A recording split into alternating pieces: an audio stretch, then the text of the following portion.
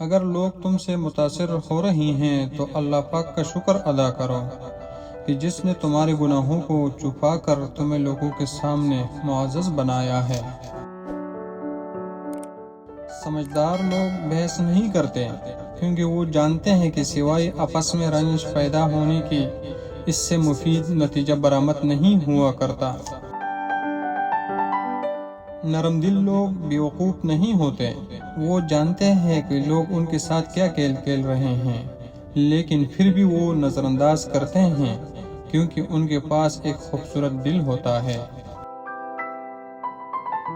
ہم اکثر جائز کام اس وہم میں نہیں کرتے کہ لوگ کیا کہیں گے، مگر اس منطق پر ناجائز کام کر جاتے ہیں کہ سب ہی کرتے ہیں۔ میں تمہیں اس شخص کی پہچان بتاتا ہوں جس پر جہنم کی آگ حرام ہے اور وہ آگ پر حرام ہے۔ یہ وہ آدمی ہیں جو نرم مزاج، نرم طبیعت ہوں اور نرمی سے بات کرنے والا ہوں۔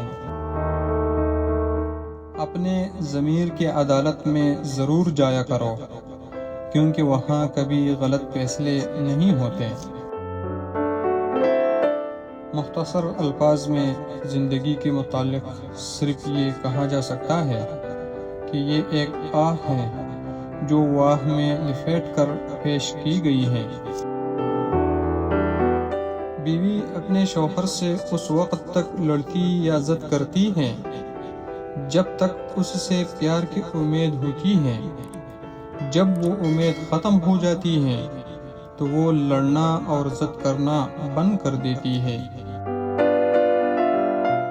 رشتوں کو ایسے خوبی سے نپو جیسے شہد کی مکھی پھولوں سے رس بھی لے لیتی ہے اور ان کا نقصان بھی نہیں ہونے دیتی۔